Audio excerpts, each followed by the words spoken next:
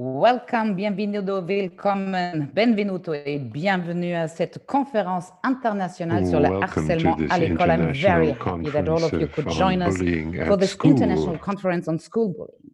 My name is Annette Gerlach and I will be mainly speaking French today, but don't worry, everything will be translated into French and English. I'm a journalist for the Cultural European platform and TV channel Arte, and I'm absolutely delighted to be your host today. Nous avons donc 2 heures devant nous pour cette conférence digitale co-organisée par le ministère français de l'Éducation, de la Jeunesse et du Sport et de l'UNESCO, conférence qui a été lancée il y a plus d'un an lors du dernier G7 sous présidence française. Et ce n'est pas un hasard si ce 5 novembre marquait également la toute première journée internationale contre le harcèlement et la violence à l'école, y compris le cyberharcèlement. Je me réjouis franchement que nous avons su rassembler des participants et un public d'une très grande partie du monde, tous liés et passionnés par les milieux scolaires et désirés de combattre ce mal qui est le harcèlement. Cette conférence est d'ailleurs, sachez-le, également transmise sur Facebook, YouTube, ainsi que le site du ministère français de l'Éducation.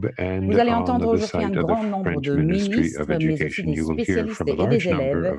Ils nous rejoignent tous des pays aussi divers que, écoutez bien, Canada, Inde, Mexique, Finlande, l'Italie, l'Afrique du Sud, la France, bien sûr, Maroc, l'Irlande, Singapour, Grande-Bretagne, l'Argentine, sans oublier les représentants de la Commission européenne et de l'UNESCO.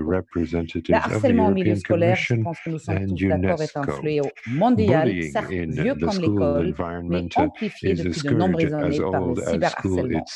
Le but de notre rencontre digitale aujourd'hui est avant tout de sensibiliser tous les décideurs et professions liées à l'école, d'échanger de bonnes pratiques et de partager avec vous un catalogue de mesures et d'actions qui se sont avérées efficaces dans cette lutte. Avant que je passe la parole à la directrice générale de l'UNESCO, je voudrais juste vous rappeler l'étymologie du mot harcèlement en français. Le mot vient de cet outil agricole qui est la herse, the harrow in English, the egger of Deutsch, et qui est utilisé pour tourmenter et malmener la terre d'une façon constante. Et c'est bien là la différence entre des colibés ou des petites chamailleries entre enfants et le harcèlement, cette attitude répétée qui a pour but d'user, de miner et de démoraliser l'autre. Sur ce, je vais fermer mon micro pour laisser donc la parole à la directrice générale de l'UNESCO. Son intervention sera suivie des témoignages des élèves qui se mobilisent, eux, contre le harcèlement dans leur pays. Puis vous allez faire aussi la connaissance de Jean-Michel Blanquer, le ministre français de l'Éducation. But first things first, here comes Audrey Azoulay. Merci beaucoup, Annette. Thank you very much, Annette. Good day to all of you, and welcome to this conference for this first International Day to combat violence and bullying in school environments, including cyberbullying. This is so important in these sanitary conditions, in this sanitary crisis, because the world of school does not come to an end within the walls of the school. And I would like most particularly to thank the governments of Mexico, Morocco, and France for having come up with the initiative of proclaiming this day, which was approved unanimously by the 193 member states of UNESCO last year. And Annette, you already reminded us that this subject was very high on the agenda of the French presidency of the G7 last year. And on the occasion of this conference co-organized by France, I would like to thank Minister Jean-Michel Blanquer for what he has done. For many years now, experts have been warning us about this danger. In fact, the Swedish-Norwegian professor Dan Olweus, to whom I would like to pay tribute, and who passed away September last, and he claimed, using his own words, and I quote, that this is a fundamental human right for a child to feel safe at school and to be free from the oppression and the repeated humiliation of bullying. And today we are confronting this problem head-on as a global phenomenon which is undermining the fundamental right of a right to education. One child in three has suffered bullying by colleagues around the world, as shown by the UNESCO report published last year, which analyzed the situation in 144 countries, a report which also shared the most effective responses to be put in place. So it must be stressed with force that the consequences of bullying are profound and often devastating. This undermines the educational careers of young people. Young victims of bullying are twice as likely to miss classes as others. In terms of public health, the observation is also very serious. The results that we have 28% of pupils worldwide have been physically wounded at school by another pupil. Mental health of pupils is also affected. Young victims of bullying are twice as likely to feel alone, to behave in risky behavior, and to have thoughts and sometimes actions that are suicidal. And that is, of course, absolutely unacceptable. And behind the scourge of these figures, there is the drama that we must combat, and that is why I'm meeting today. And the scourge, of course, is being intensified on social networks. According to a recent survey by the United Nations of young people in 30 countries in 2019, every third young person claims to have been a victim of cyberbullying, and 1 in 5 claims to have missed school because of this. And for this reason, uh, uh, it is a problem that must be combated, and that is all the more true now in a lockdown circumstance. And so I would like to welcome the commitment of ministers of education of states who have joined us today to launch an appeal for the promotion of a code of good practices on the internet in order to prevent and combat cyberbullying of minors. We all have a duty of responsibility concerning cyberbullying, and there is also real responsibility on the shoulders of digital operators, and particularly those who run social networks. And that is something that cannot be ignored. The United Nations and UNESCO in particular stand with you in this combat against bullying. Firstly, here at UNESCO, we provide data, global statistics, and also examples of international good practices to our member states on this issue. Secondly, we work to support the member states in the field by running campaigns to raise awareness of the issue of bullying. We also train teachers sometimes on these topics, for instance, in Mexico or Thailand, as we understand now from best practices that teachers have a key role to play and need to be trained on the matter. We also do this through international partnerships, working with other international organizations, with the United Kingdom, with Canada. We are part of the Safe to Learn campaign, which aims to share good practices on school safety. We're also a member of the Global Partnership to End Violence Against Children, a UN partnership launched by the Secretary General of the United Nations. Today's conference focuses on the fight against school bullying.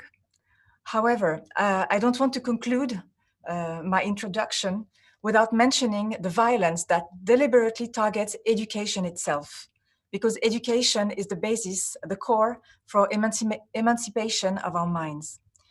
The past weeks have been particularly deadly in this respect. I am thinking of the French teacher murdered for what he taught. I'm thinking of the students killed at their university, and just before that, other students at an education center in Afghanistan. I am thinking of the young children shot dead in their classrooms in Cameroon. Our most important partners today on this International Day are the students, are you, dear students, because this is first and foremost your day. This is why we need to hear your voice. We need you to tell us what bullying means to you so that we can seek ways to fight it together. I'm looking forward to hearing what you have to say. I thank you all for your attention et bonne conférence à tous. Merci beaucoup. Thank you all for your attention.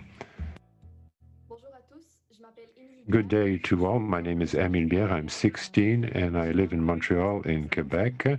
And I have been a victim of school bullying. It started when I was 7. It started with verbal assault and then it turned to physical assault. So I isolated myself completely. I lost confidence in myself and in trust in others. I lost concentration at school. And I lost my joy to live of living, and I said everything to my parents, and they did what they could together with the school to try to help me, and so I was no longer alone. So today I would like to use my voice to speak out in favor of all of those who are suffering in silence. No one should be in that situation. Everyone should feel safe at school. A problem like school bullying must not be a rite of passage in the lives of young people. We must find solutions to prevent bullying. We must promote respect and tolerance, and this must be done right from the youngest age with pupils in order that they relate to others in a positive way. Now, I have evolved a lot since I was a victim, but there's much that I still have to do to be able to listen to others. And I'm sure that if we work on this together, we will succeed. Greetings, respected delegates. My name is Shoptik Roy. I'm 16 years old and I live in New Delhi, India. I am a student of Tagore International School, which is a higher secondary school. I have faced constant bullying since the age of 5. When I was in kindergarten, I was bullied by some of my seniors who used to travel in my bus. They used to hit me and tease me just for the sake of fun and jokes. I could never report it to the authorities as I feared retaliation and escalation. But by the time I grew up, I gained a lot of confidence and I started to report the matter. I was fortunate to have my parents who encouraged me and helped me overcome this trauma. By the time I entered high school, I started to participate in a lot of activities. I started to stand up for the rights of others and I learned to say no. Bullying is a very serious issue which leaves deep scars in the mind of the victims. With the oncoming of the COVID-19 pandemic, there has been a surge in cyberbullying, which is even more threatening. I strongly believe that every organization must have an anti bullying body which tackles the problem as well as helps other students. With this, I would like to conclude with a very famous quote from Martin Luther King Jr. We must accept finite disappointments, but we should never lose infinite hope. Thank you.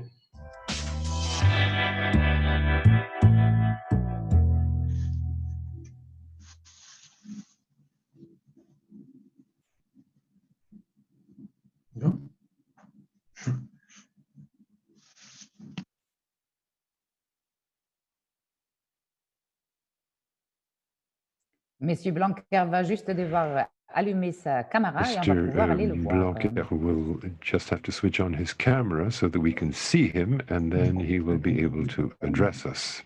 Apparemment, la caméra est coupée par le... Par l'animateur, Ah, ben voilà, le voilà. The moderator.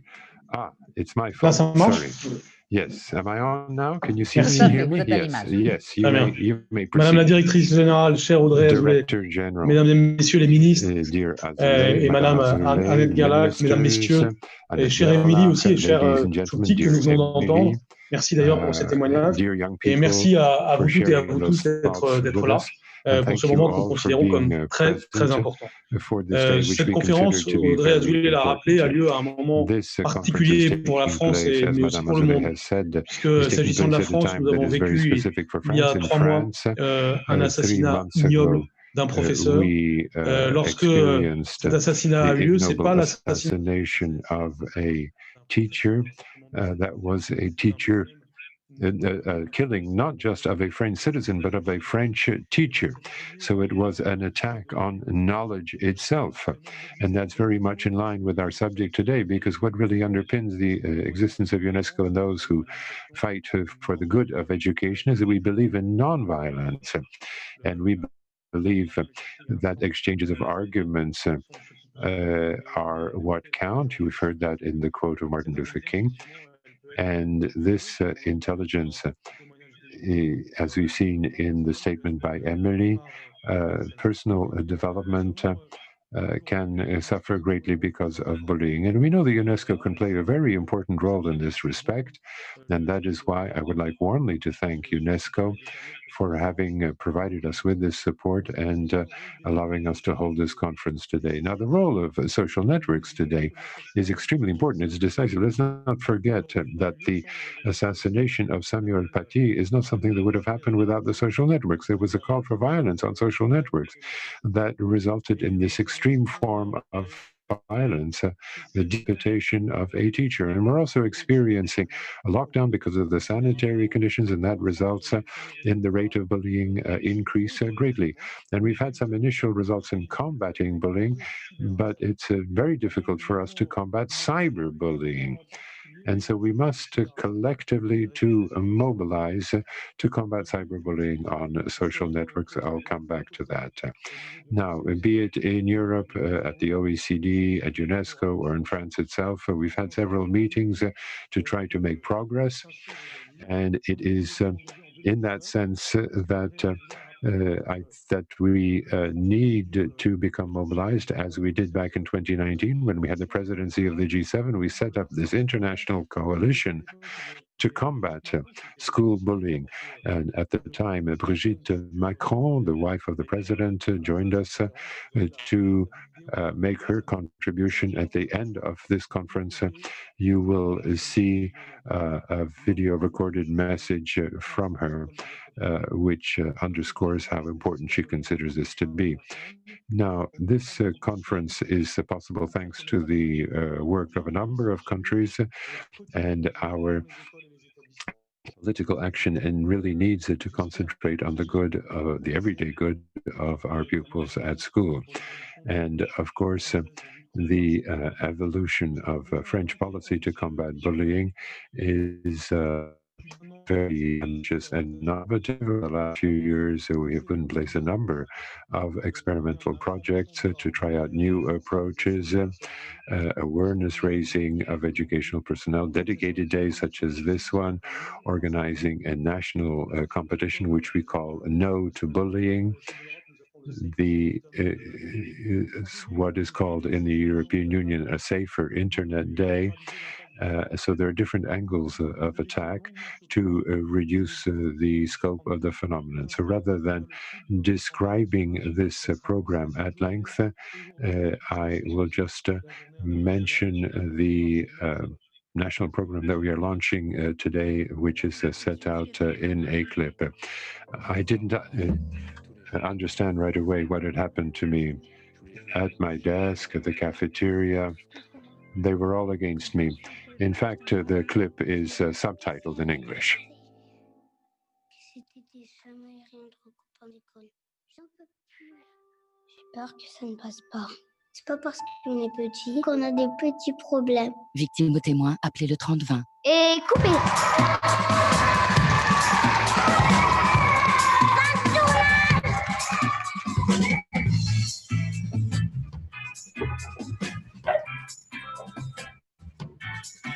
On a participé à un concours. On a fait un film sur le harcèlement. Je pense que tu connais. Et on a gagné.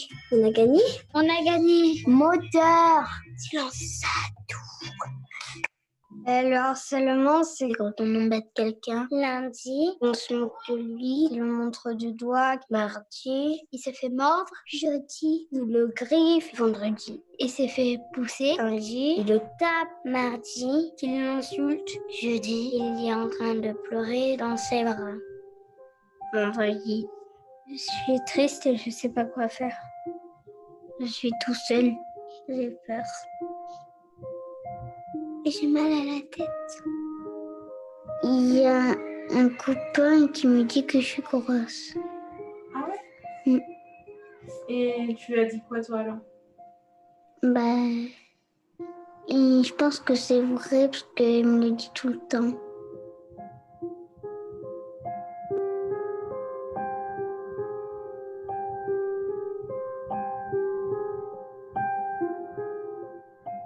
Ça fait mal aux autres, le harcèlement. Ça leur fait mal au cœur, ça leur rend triste et ça fait peur aussi. Si quelqu'un harcèle quelqu'un, il faut venir avec lui et aller le dire. Je voudrais devenir leur ami si ils en ont pas. Tu viens jouer avec nous. Lundi, je travaille, j'apprends, je joue avec mes amis. Et mardi, je fais des expériences, j'ai confiance. La récréation, c'est trop bien. 1, 2, 3, c'est... Jeudi, j'aime bien travailler. J'ai des amis. Je lis des histoires. Je mange toujours des frites. J'ai plein de copines. Et vendredi, j'aime l'école. Tout le monde a le droit d'aimer l'école. Non harcèlement.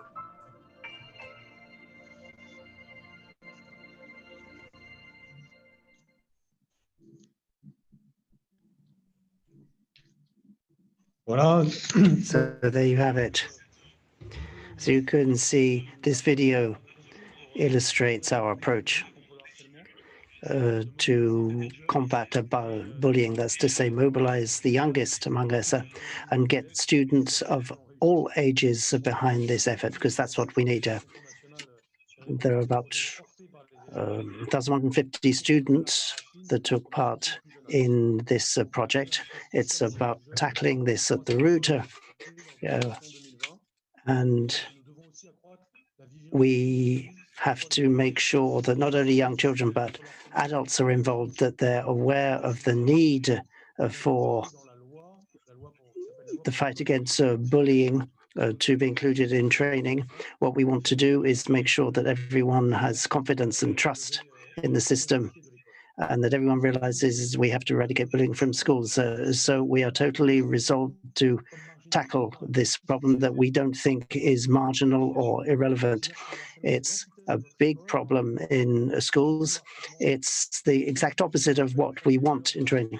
We in France fight for the values of the Republic. That's to say, we want to teach children to live together, to respect each other, to enjoy school, and be happy in their differences. That's to say, those are the values of our Republic.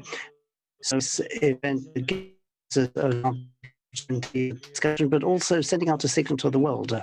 And I'd be delighted to interact with all the ministers from whatever country so that we can support each other in this movement. This is why France sent out a call to put together a good conduct anti-bullying code.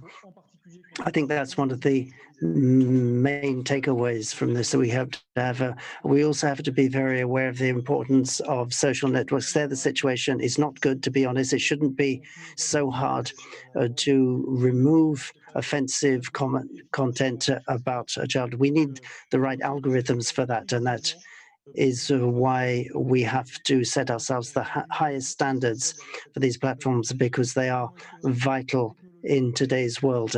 And how is this world of technology going to be made more humane? It's one of the challenges before us. Thank you for being here today, and I very much hope that this conference will have some specific outcomes and positive results for all children around the world. Thank you very much, Jean-Michel Blanquer. We hope to see you later.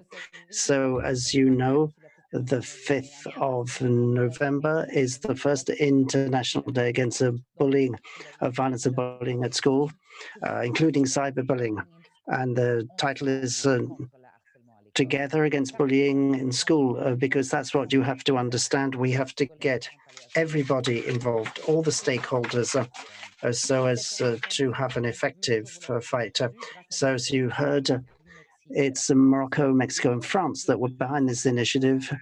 And before I go any further, let's give the floor to Esteban Moxothema Barragan, Secretary of Education from Mexico. But before that, we will hear from Stefania Giannini, ADG for Education of UNESCO. You have the floor.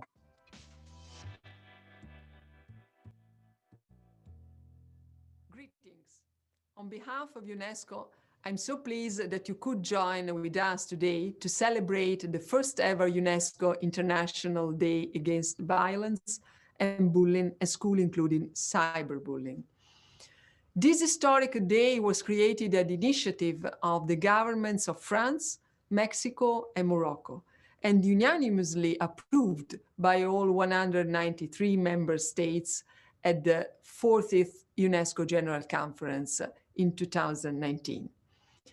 It will be commemorated each year on the first Thursday of November, a powerful symbol that collectively we express our commitment to prevent and address bullying.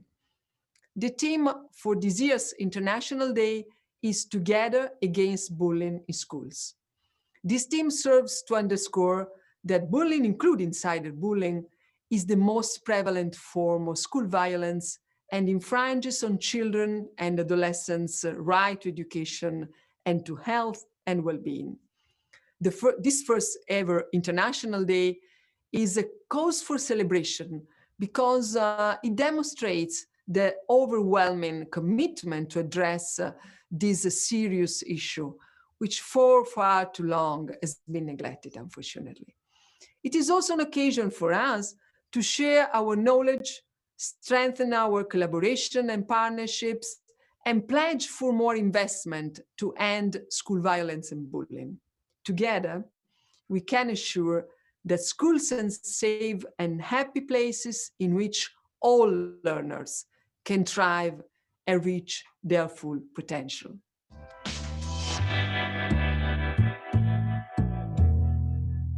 Para México es muy importante participar en el primer día contra la violencia y el acoso en la escuela, incluso el ciberacoso.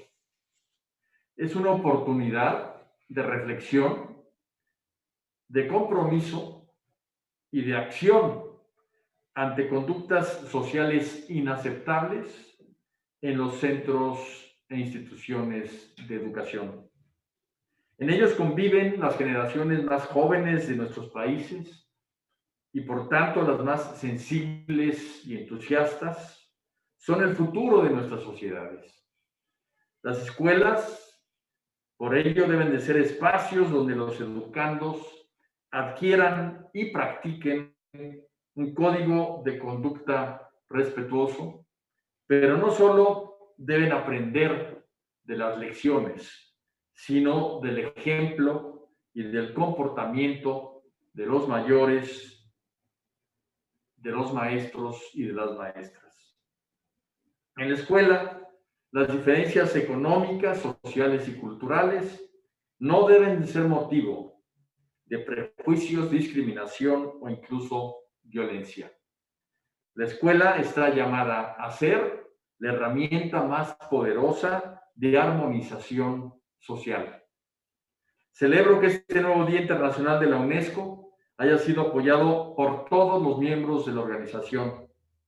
Les pido que así como respaldaron firmemente esta propuesta de Francia, México y Marruecos, revisemos también las posibilidades a nuestro alcance para combatir el ciberacoso.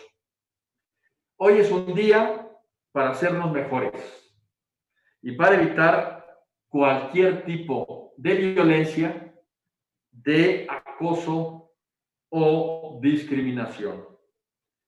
Muchas gracias y un saludo de corazón desde México. Merci beaucoup en direction. Thank you very much to Mexico. I'd just like to point out that I have the same mask as the Mexican minister, which shows COVID is global. Ce sont des ministres et des représentants de 4 pays, la Finlande, l'Italie, la France et l'Afrique du Sud, qui vont partager avec vous leur stratégie pour agir. They will share with you their responses to this problem of bullying. But before I directly introduce the participants, we'll just see a quick UNESCO film celebrating this first International Day against violence and bullying at school. It's called Together Against School Bullying.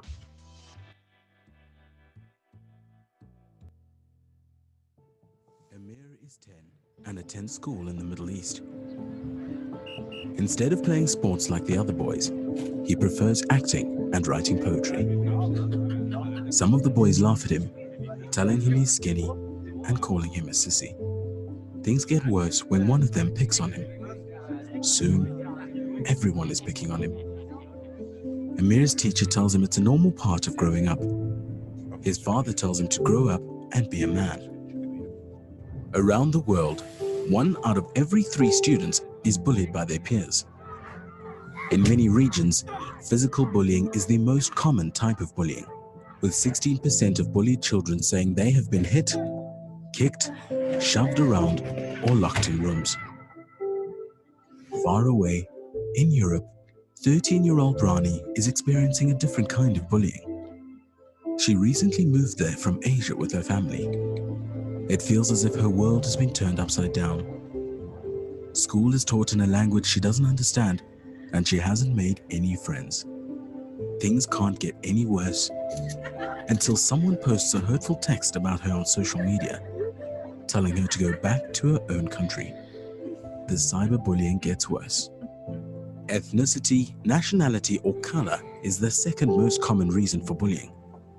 The most common reason is physical appearance. 16-year-old Kaya in Southern Africa is bullied for the way she looks every day. Her parents are poor and can't afford to buy her shoes or a new uniform. Every day she walks kilometers to get to school. It's not easy, but her dream of being a doctor helps her to stay motivated. Lately, some of the boys from her school have been making life difficult. They wait for her along the path, crowding around her and making rude comments about the way she looks. When she tells them to leave her alone, they just laugh. Over 15% of bullied students say they were made fun of because of how their face or body looks. Many students, especially girls, experience violence based on their gender in and around school. As bullying continues, many victims don't know who to turn to and become isolated and depressed. They find it difficult to concentrate during lessons and start missing classes or drop out of school altogether. 42% feel like an outsider at school. 63% feel anxious for tests, even if they are well prepared and score lower than their peers. 45% of them give up on their dreams to pursue formal education after school. Countries cannot achieve inclusive and equitable quality education for all if learners are being bullied at school. There is a way to change this. We can stop bullying by adopting a whole education approach where teachers, principals, administrative staff, students, and parents all play a role in promoting a safe and supportive school environment. We need to ensure that all students, whether they are bullied or see others being bullied, understand the nature and consequences of bullying and know how to report it and respond to it. Teachers and other school staff need to understand what bullying is and step in or act every time bullying happens. Schools and classroom environments need to be positive spaces where learners are not just physically safe, but emotionally safe too, where classes are well managed and disciplined, and teachers and students enjoy healthy relationships. Support must be put in place for those who are affected. We all have a role to play to ensure a learning environment where Amir feels accepted by his peers, where Rani's classmates respect diversity, and where Kaya can pursue her dream to become a doctor. Let's stand together against bullying in school.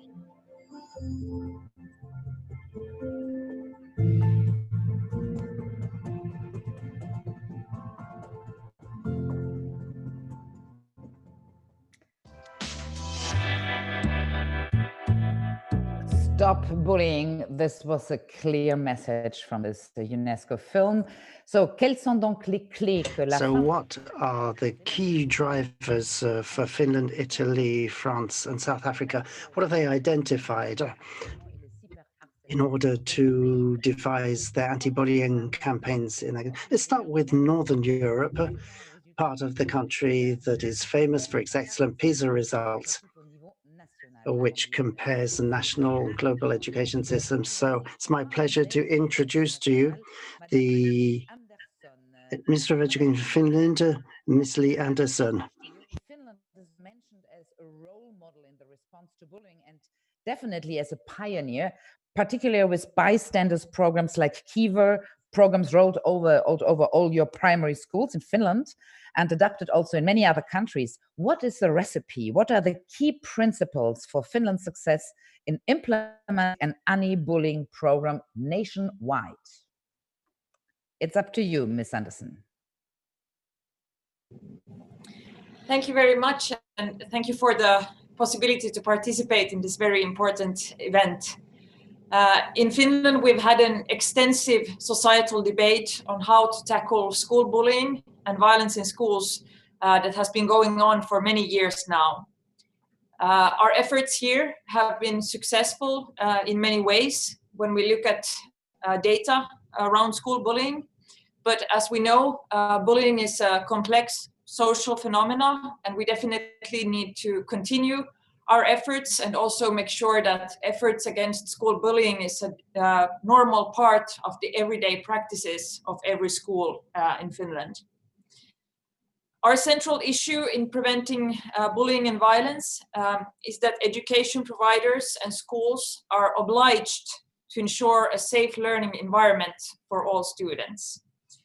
This means that education providers, schools cannot decide whether or not to intervene in bullying, but instead it is their legal duty to step in and take action as soon as they notice any kind of bullying. To tackle school bullying in an effective way, we need two main things. Firstly, we need good educational and pedagogical practices. And secondly, we also need sufficient resources, by which I mean adults who have time to focus on children and their needs.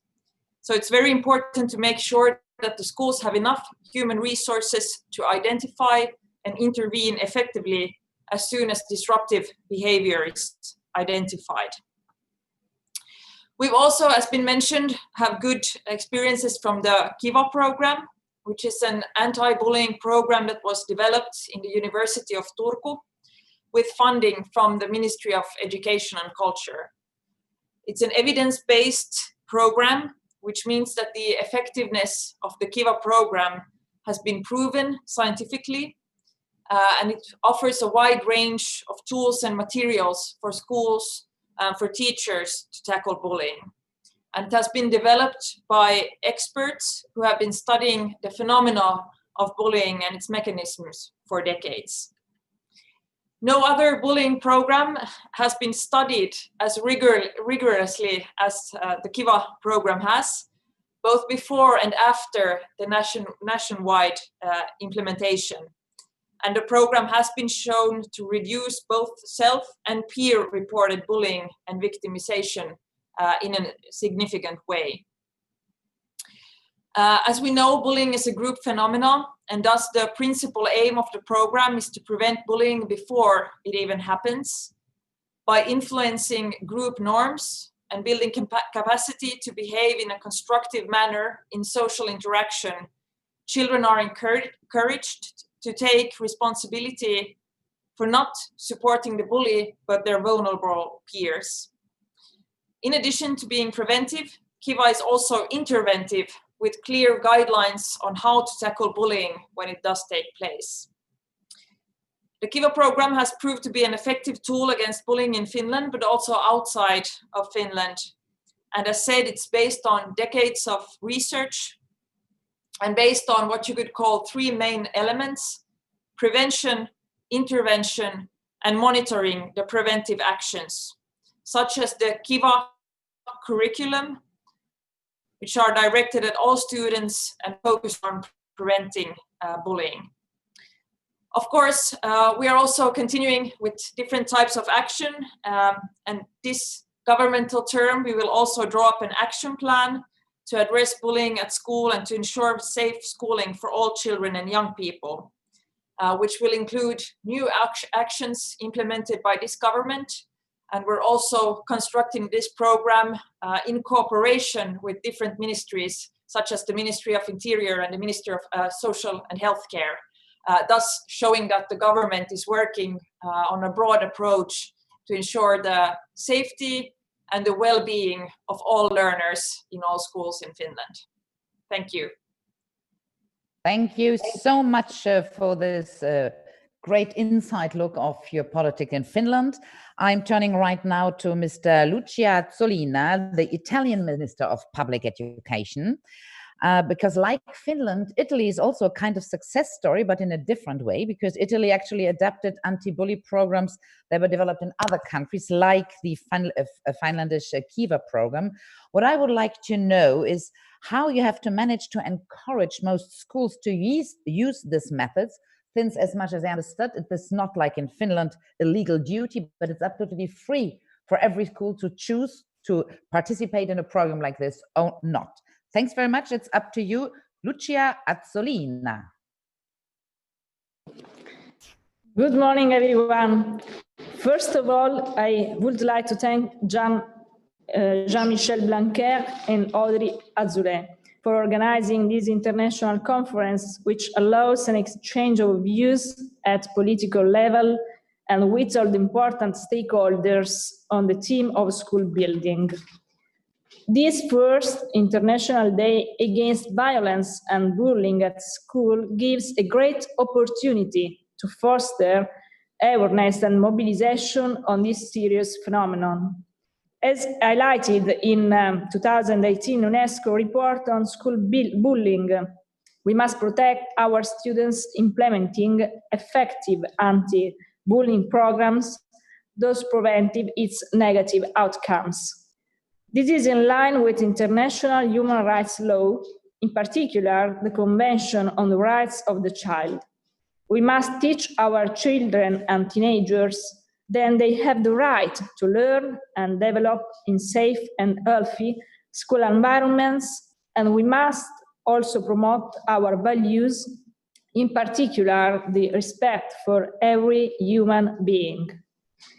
In Italy, although the phenomenon remains stable at a low level, there is a great sensitivity to the problem, and we are strongly committed to taking a stand against bullying in our schools. That result is due to our long experience in dealing with difficult contexts, such as in Naples or Genoa, where we have used a whole school approach and a whole community approach to fight early school leaving. We are well aware that educational failure and bullying are often the result of marginalization of vulnerable students that are living every day a situation of poverty and violence. The Italian pedagogical tradition, starting from Don Milani, is based on the idea that teaching means immersing ourselves in the context of those who have learning difficulties. So we are also aware that there are cultural differences in bullying behaviors and that anti-bullying programs should be adapted to each specific context.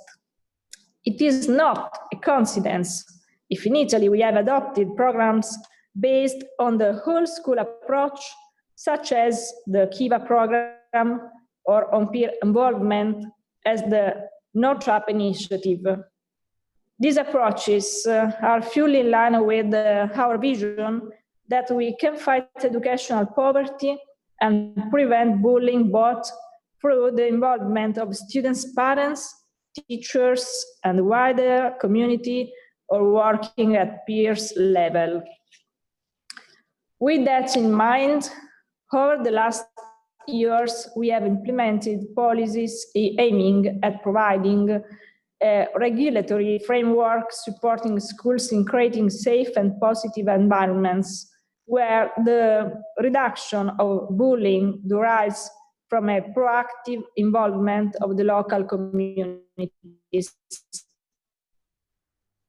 With the law 71 of 2017 and the subsequent National Plan for Prevention of Bullying and Cyberbullying, we have provided schools with financial resources and provisions which allowed the launch of a series of initiatives involving a great number of educational institutions and establishing a national network to fight youth discomfort.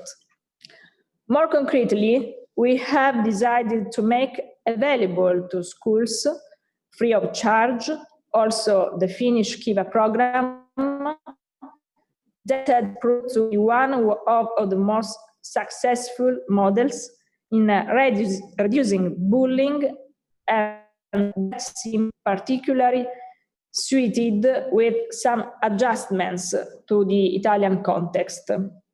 Particularly appreciated by school communities have been the implementation of both universal actions of bullying preventions with students and the adoption of dedicated actions in case of specific harassment incidents. In this school year, despite the difficulties caused by the pandemic and thanks to the availability of online tools, we have still been able to organize a Kiva initiative in 6 Italian regions. Another best practice in the Italian education systems are peer-led programs, such as the No Trap initiative, including a peer-led online forum for students to discuss victimizations where anonymity encourages Italian teenagers to disclose their difficult bullying experiences in the school environment. As complementary policy measures, all these programs have been supported by online teachers training on anti-bullying strategies and an awareness campaign with a dedicated helpline on safer and responsible internet use. But let me conclude saying that the success of the Italian anti-bullying approach also derives from the work of a concerted and coordinated inter-ministerial committee relying on experts in the field and the involvement of all school community stakeholders. That is why I believe that only by working together and comparing the effectiveness of different approaches and public policies, we will be successful in our action against bullying. Thank you for your attention. Grazie mille vers l'Italie. Donc, thank you so much. Grazie mille.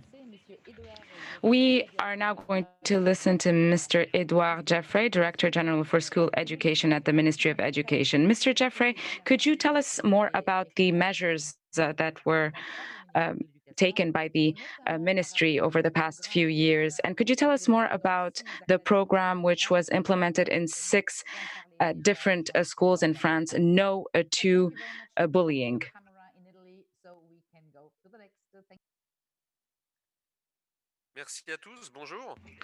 Thank you. I am very pleased to see you all. Very pleased to meet with you on this topic, which is a topic of national importance in France and for a few years now. A few points I'd like to make before going into the program. The first point, I would like to say that this is a comprehensive approach when it comes to age range. It starts with very young children. We already have bullying incidents with very young children, and we have to act upon it. Second point, our action will only work if we can bring together all the stakeholders, teachers, parents, and youth themselves, and I will explain later how we have tried to engage with youth on this. Third point, it is an approach that must be sustainable in time and long term. It has to support students throughout their academic life, prevention, protection, and education. And it is on this foundation that in France, we built our action plan, which is stepwise. We have worked gradually on it. But what I'd like to share with you here is the legal framework on one hand, but also practical organization of this action plan. In 2019, we have established the legal right for every child to be able to go to school without any violence or bullying. It's not merely symbolic because it is the foundation on which we are able to work. Then we put in place the No to Bullying program, which builds on this holistic, comprehensive approach. And this is what is going to help us mitigate and decrease the situation of bullying. We started with 6 academies, so to speak, 6 out of 30 as a pilot exercise. And we will roll out and make this program general all over France at the beginning of the school year in 2021. This is a multifaceted program.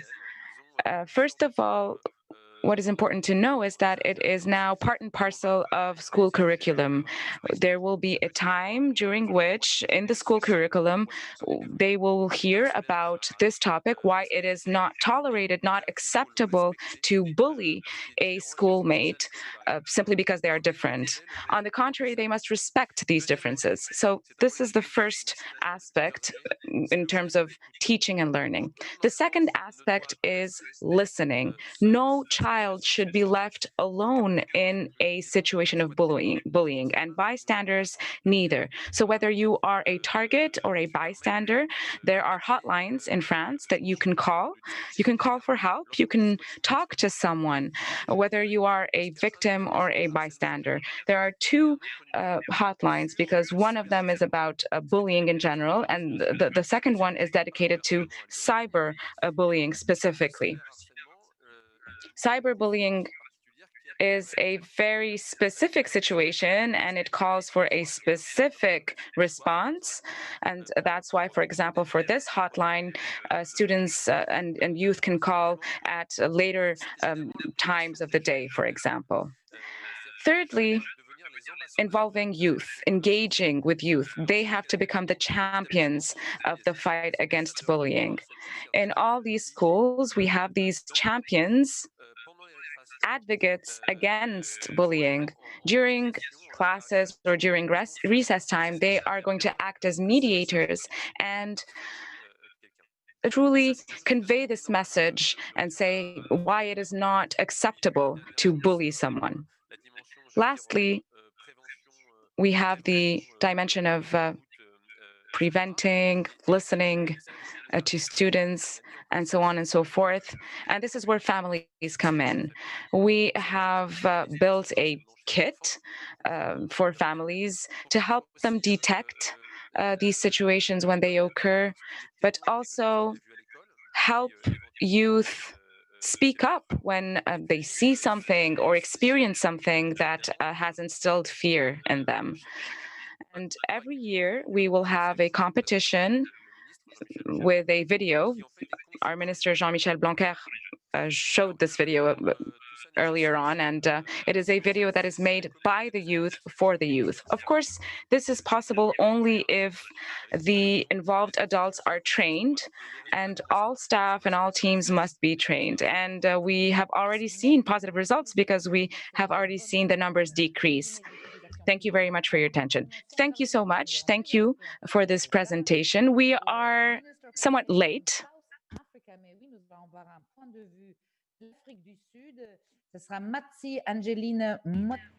We will listen to Miss Matsi Angelina Mocheka. We have to know, in sub-Saharan Africa, who has a comprehensive education policy on bullying. That's already very good with a series of tools. However, if we look at the data, South Africa, the problem remains quite high. Could you tell us, please, about the main obstacles that South Africa is facing to implement comprehensive anti-bullying policies, and what you can do to overcome these obstacles? Thank you very much. It's up to you. No, thank you very much, host, and also my greetings to all colleagues, including the Minister of France for hosting. Yes, indeed, as a country, we are confronted with high levels of violence generally, and those are taken into schools so that the level of violence in communities gets translated in our schools. And hence, we were forced to mobilize the society under general to be partners with us to confront issues of bullying and violence in our schools. So we are, as a country, as we said in our submission, that we have been forming a partnership with external bodies like your German Development Corporation, UNICEF, media monitoring, just to make sure that we have as many people as possible joining hands with government to form an action group or a network that helps us to fight the violence and prevention of child bullying. And our response really, as I say, has been mainly to ensure that we have a network that ensures that we have safety for our learners and can jointly with society fight bullying, gender-based violence, and all forms of other violence. Because as I say, the violence in communities gets translated into all forms of violence in schools. We find that in communities where there are high levels of poverty, high levels of disintegration or decadence in our societies, that also is carried into schools. So hence, as I say, our first approach was to form this network that helps us to work in a very coordinated way so that we can work with communities. The other thing that we have done, we've had to also use your e-platforms because that has also begun to show another form of which exacerbates the bullying in our schools. That's why we had to develop e-safety guidelines to respond to incidents of bullying.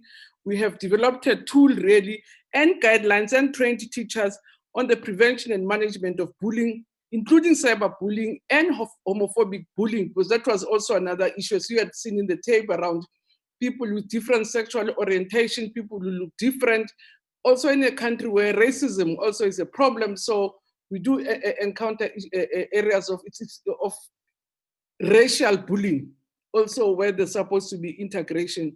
So what has really been making it difficult, as I say, it's the history of the country of racism, it's the history of the country where there are huge disparities between rich and poor, but there's also a history of a nation in construction, which really makes it, as we build other elements of building a new society, issues like bullying fall through the cracks. So what has been difficult really, it's mainly coordination, but making sure that we have peaceful communities which are able to instill values of peace, values of protection, and partnership and comradeship amongst learners and parents and communities themselves. And that's been a response. As I say, our main response really has been to form a network which will help schools to manage the scourge of violence and the scourge of bullying in communities, which, as I say, is both sociological, it's both economic, but it's just also simply issues of decadence in communities.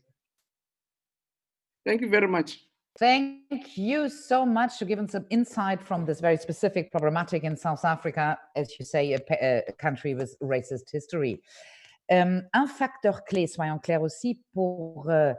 Non, pardon. D'abord, je voudrais remercier tous les panélistes. I wanted to thank all panelists who participated in this first panel.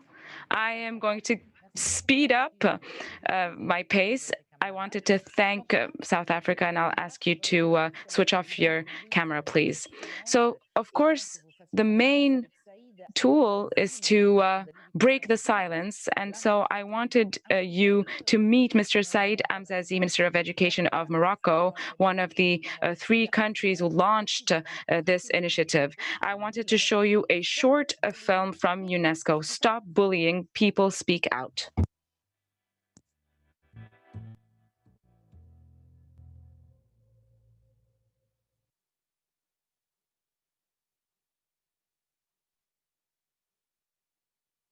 Ah, je suis sûre que la vidéo va venir dans quelques instants.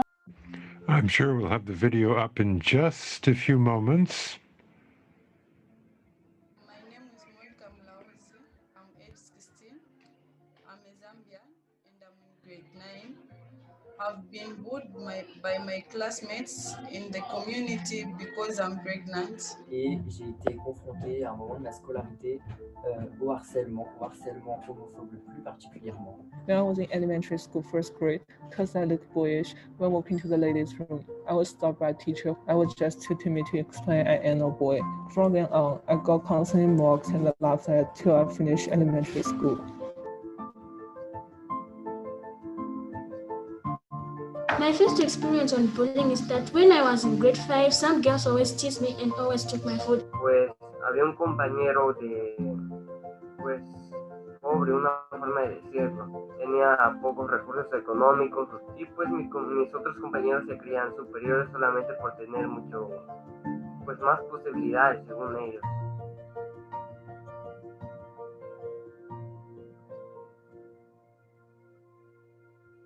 The consequences of bullying include children and young people finding it difficult to concentrate in class, missing classes, avoiding school activities, playing truant, or dropping out of school altogether.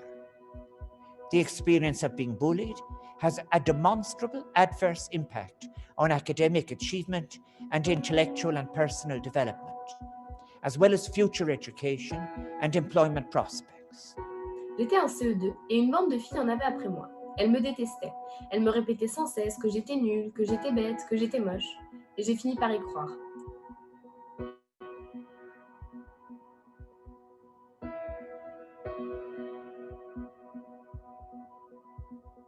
He conocido algunos casos de acoso escolar. Publicaba frases e incluso imágenes con contenido ofensivo hacia su compañera. Logramos utilizar este caso, ya que había sido muy conocido por todos sus compañeros a través de las redes sociales.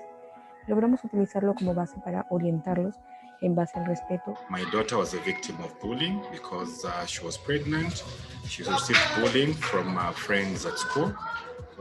We came together with teachers as well as the peers. We made them understand she's back in school and the bullying has stopped. I recognize bullying as a worldwide phenomenon, and I myself have been subjected to it as a victim in my school days. So when my son had approached us, sharing his experiences, it was important for us to provide him with the needed mental and emotional support, and that's very important.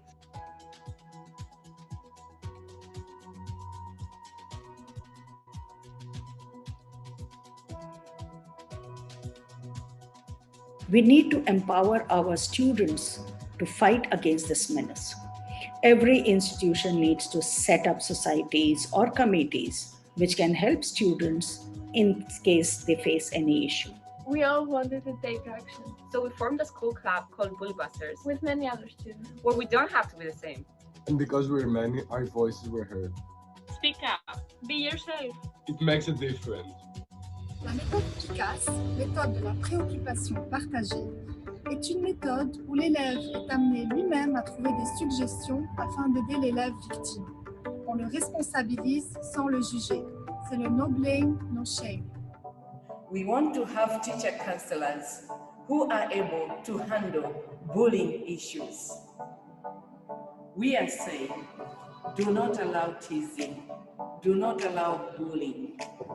Yo no he sufrido de acoso escolar, pero es un tema que nos preocupa en nuestro centro educativo, ya que diferentes niños y niñas son víctimas de violencia y no se dan cuenta. Creemos que es normal que un niño o un grupo de niños molesten a otros niños, pero cuando veamos esto debemos de contarle a nuestros padres y maestros, porque si no se corrige a tiempo, el niño abusivo va a crecer y va a ser un hombre abusivo. Recordemos que es responsabilidad de los padres educar a sus hijos sin violencia y que las escuelas tomen las medidas para prevenir y detectar y combatir esta amenaza para nosotros los niños y niñas. Children are the future. They are agents of change within their own schools and communities, and they rightly continue to demand more urgent action on these important issues. I remain hopeful in our power to cooperate as an international community and take fast, evidence-based actions to support our youngest generations all around the world. Il faut aussi aller à l'école avec les enfants.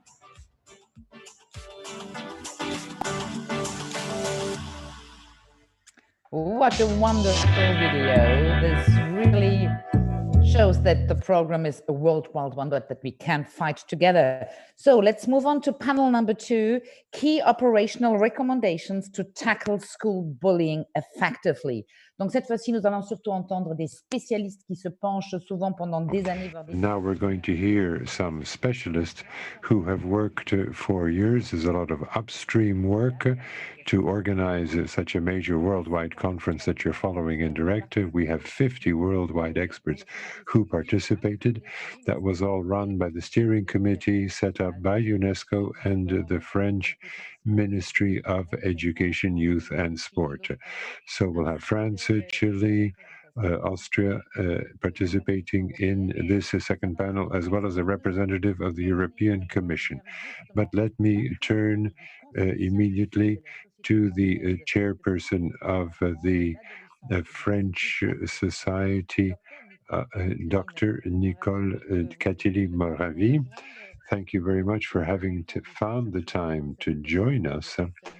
And researchers have been wondering how one can combat bullying, what the right definition of bullying is. And you, Dr. Kathleen, you stress the concepts of context and network. You say that bullying and cyberbullying take place within a given network, the educational community, within the school, and therefore one needs to work on that social and institutional context. And why do you stress so much this concept of context? So please try to be as brief as you can, because we're running a bit out of time. Thank you very much. Thank you to all of you. So I shall speak in the name of the French Committee of Experts on this issue. I'm a pediatric psychiatrist. I'll start my statement by saying that in the field, when we started being worried about this phenomenon in France back in 2011, Jean-Michel Blanquer has mentioned that, we've been confronted with certain difficulties. Like many others, we went to the Amrius definition. We have to thank him a lot. He's no longer with us, but that Swedish Norwegian professor has really set out a good definition. But the three criteria that he mentioned, the aggressive intention, the repetition, and the dominant relationship, convince some people that bullying is an issue that concerns two people, the bullier and the victim. But we quickly realized, in fact, that this sets aside completely something that I've referred to together with others as a situational profile. There are certain contexts in which bullying occurs. It is normal for children to become socialized through interactions that they have with the group. And can I trust so and so? Can I have some domination over someone else? Should I be submissive to someone else? Now, all of this is natural. The trouble is that the responses applied are a bit simplistic, a bit binary. Adults must intervene. You have the right to put those questions, but not to go beyond a certain red line. If you're not happy about what someone is doing or the way they look, what have you. So yes, that's natural, but that shouldn't turn into physical action, and that's where adults need to intervene. So a situational profile in which adults have a lot of responsibility is something that needs to be looked at. So in France, we've stressed this concept a lot, and that will no doubt lead us perhaps to modify, to change the definition, to develop it, because there's a lot of cyberbullying taking place on social networks, which is a bit different. And the fact that something is disseminated massively, even if it's only once on a platform, that can be as deleterious, as painful, sometimes even as criminal, as a repetition face to face. So France wants to stress that aspect. And as our minister has said, Jean-Michel Blanquer, you have to start from a very young age and talk about, to talk about aggressive intention in a child of 5, 6, or 7, well, responses are very impulsive. I'm a pediatric psychiatrist, and I understand that. It's not reflected. So if you want to do things at a very young age, you have to teach young children that mutual help, mutual assistance is much more important and much more valuable than confrontation. We need to teach children to cooperate. They need to become agents, of course. So this goes in the direction of taking the bullying situation in a context of network and not just as an issue of interaction between two individuals. Thank you very much, Nicole Kathleen. That was extremely interesting. And I would like to remind everyone that, yes, we will hear from the Minister of Morocco, but that will be after the panel. He was to be before, but there's a change. And now we'll hear from other specialists who've been working on this issue for many years. From the UNESCO Chair on Tackling Bullying in School and Cyberspace, and he's also the Director of Irish National Anti-Bullying Research and Resources of the Centre of Dublin City University in Ireland. So, James O'Higgins, Norman, one of your key recommendations you find together with the Scientific Council is that the countries should use a whole education approach to reduce bullying and cyberbullying. It's identified like this is a key element. It is not a singular, separated action we need, but a whole educational approach. Can you tell us more about these components, please? It's up to you, James O'Higgins. Thank you, Annette, and greetings to everybody from Dublin. Yes, we worked with the panel of experts and with our parallel scientific committee in France, and we realized that this network of relationships that Nicole was referring to a moment ago is very important for the school as a whole, but in terms of how a school tackles bullying and cyberbullying. And so we talk about a whole education approach, which situates the school not just within its own self, but also within the wider community, within the wider education community, within wider society, and all of the technologies that are around that support all of these different relationships. And so we have identified 9 core elements that we believe should be at the center of a whole education approach. And these elements are all of equal importance in the view of the scientific committee. First of all, we recommend that there should be strong political leadership with robust legal and policy frameworks. And this conference today illustrates that many countries are now taking this issue very seriously, and that there is strong political leadership emerging across the globe on school bullying and cyberbullying. Secondly, we recommend that curriculum, learning, and teaching should all be designed to promote a caring ethos, a caring school climate. Bullying is an absence of care, and so if we design our schools to be caring places in terms of what we teach and how we organize them, this will make a very significant impact on school bullying and cyberbullying. It is also equally important to have reporting mechanisms for students who are affected by bullying and cyberbullying, together with support and referral services, not just for those who are targets of bullying, but also for children and young people who engage in bullying behavior. They equally need support and help. We also recommend that students are put at the center of all of these initiatives to address bullying and cyberbullying.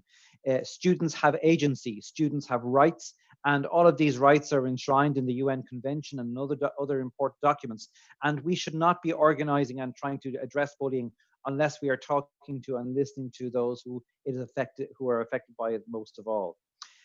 We went on then to recommend that there needs to be monitoring of school bullying and also evaluating the responses that are being made in the schools. And this can be within a school, there needs to be monitoring systems, but also across the education system in each country, there needs to be an observatory that is calculating the ongoing situation in relation to bullying and the responses that are being made to it. Next, we identified the need for training and support for teachers, addressing bullying and positive classroom management. And when we say positive classroom management, we mean a caring school classroom. Then we talked about the importance of a safe psychological and physical school and classroom environment. Children need to feel safe. Parents need to know that their children are safe when they come to school. And this is an important core component within a whole education approach. Then we talked about the involvement of all stakeholders in the school community, particularly parents. all too quickly, we always rush in as teachers and as other school staff to try and sort these problems out. But parents need to be equally involved in this process. And finally, collaboration and partnership. Excuse me.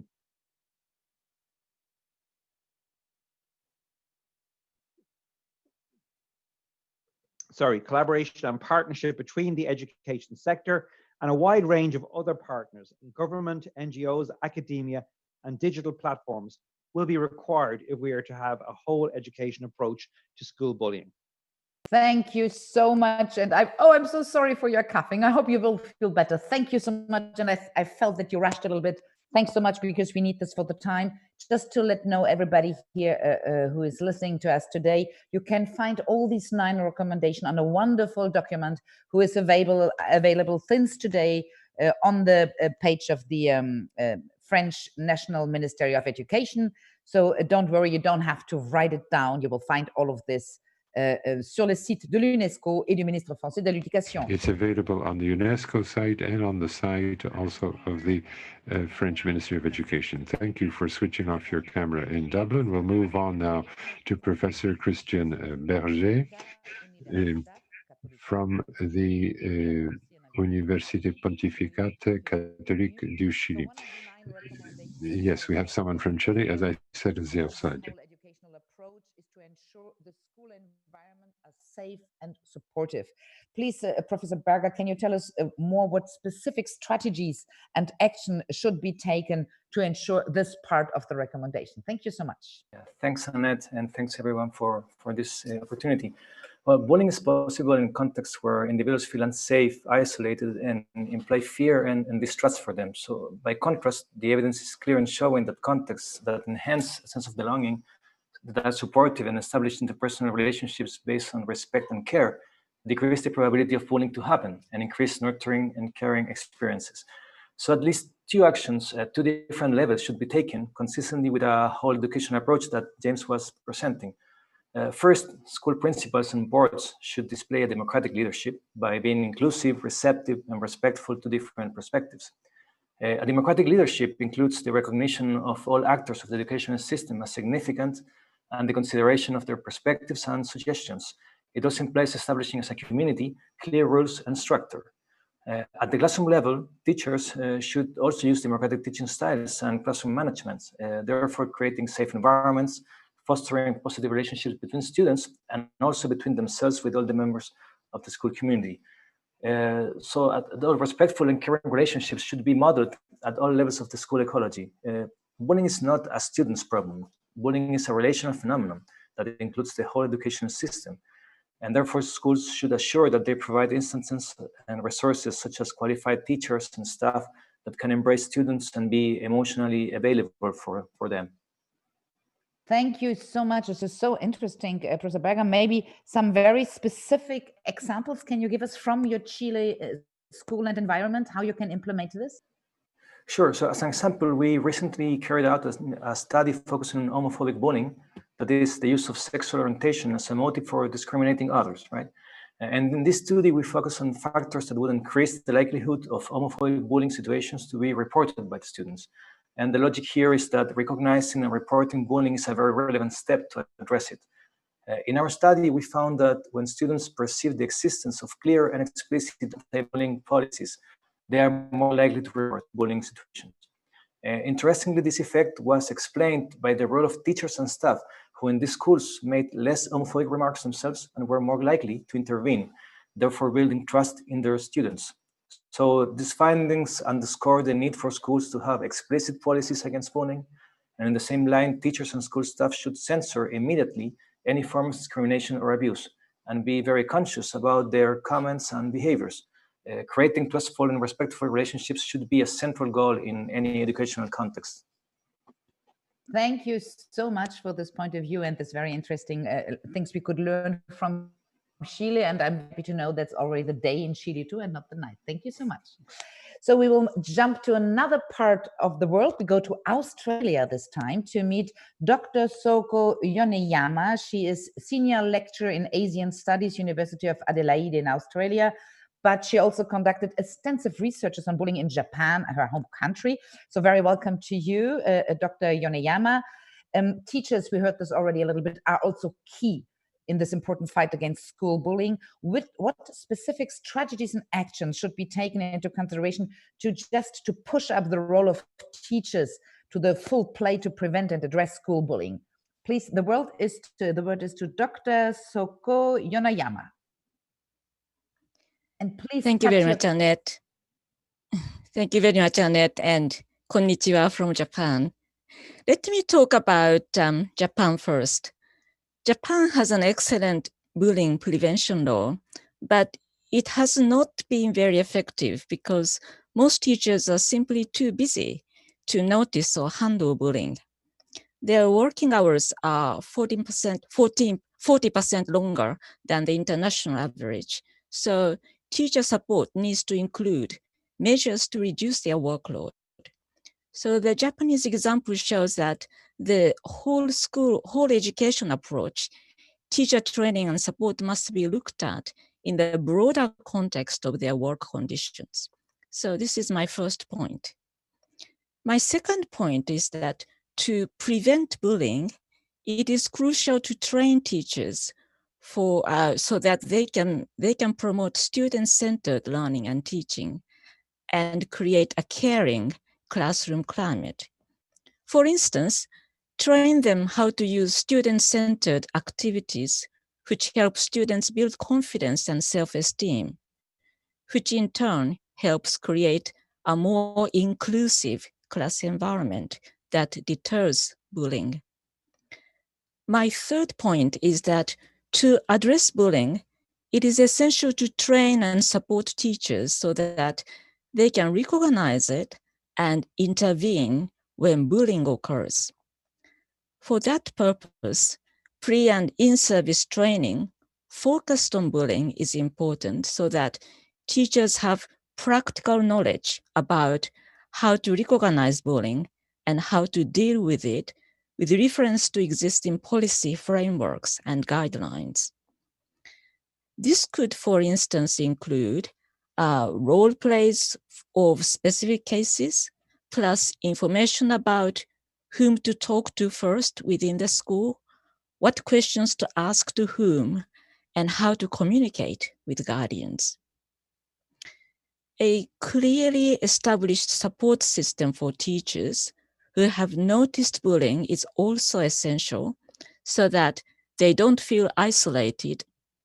For instance, a mentoring system, a clearly laid out responsibilities of school leadership, the presence of an on-site specialist, and easy access to a school counselor. So in other words, the whole education approach should work to support teachers so they can create a caring and anti-bullying school environment. Thank you. Thank you so much for this very interesting insight. I'm so sorry that the teachers in Japan has to work so much. So as I promised, we right now will first listen to the Minister of Education of Morocco, Saïd Amzaziz, one of the three countries who initiated this first international journey against bullying at school.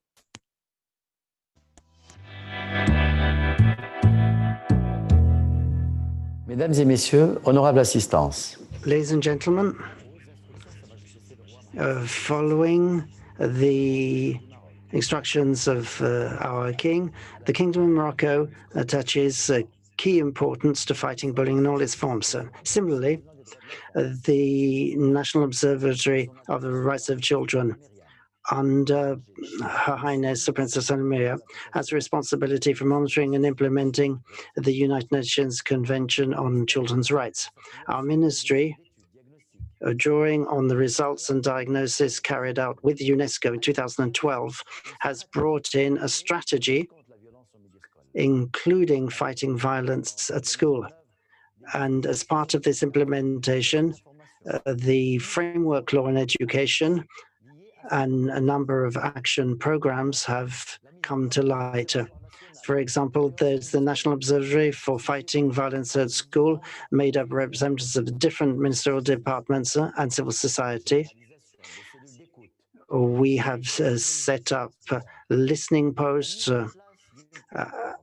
to receive complaints, and there's the MASAT system which collects reports of school violence and categorizes them. And we have worked with UNPD, UNDP, and others to work to increase civil behavior. So there's no doubt that fighting bullying has to start early in education. This is a world scourge that we have to scourge. Therefore, we need a global charter of good conduct, fighting bullying and cyberbullying of minors. I wish you all the best in your debates here, and I thank UNESCO for taking this initiative. Thank you also to you, Morocco.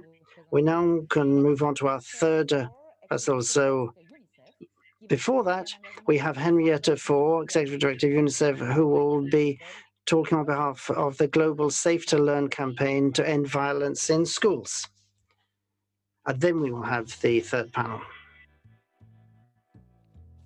On behalf of UNICEF, welcome, everyone.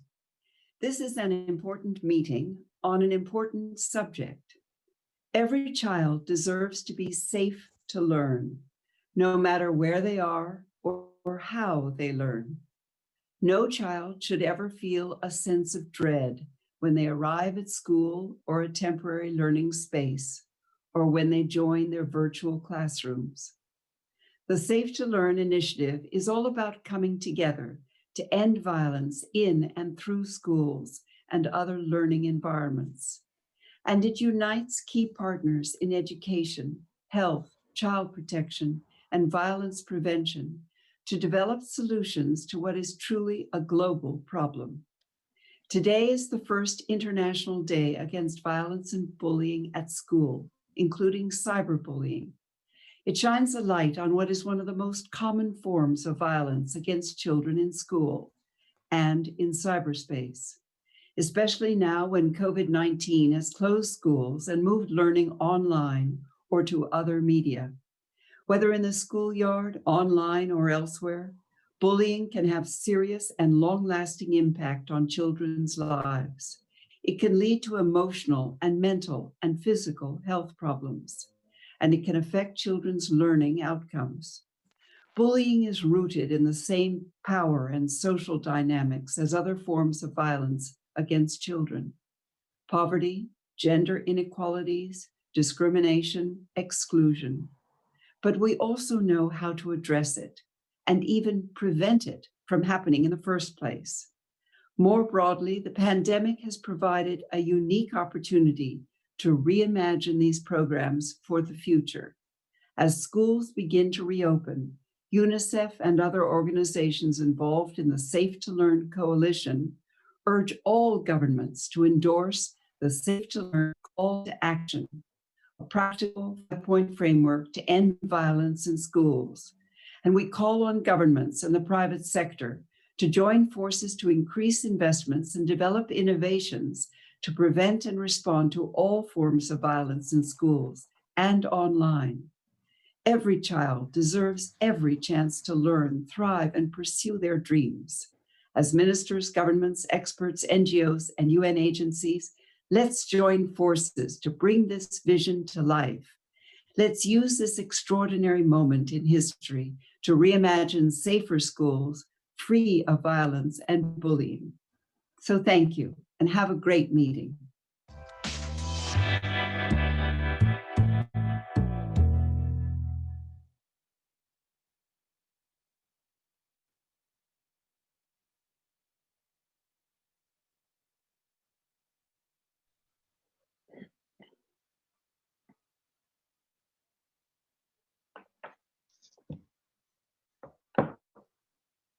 Je me tourne donc. Merci beaucoup.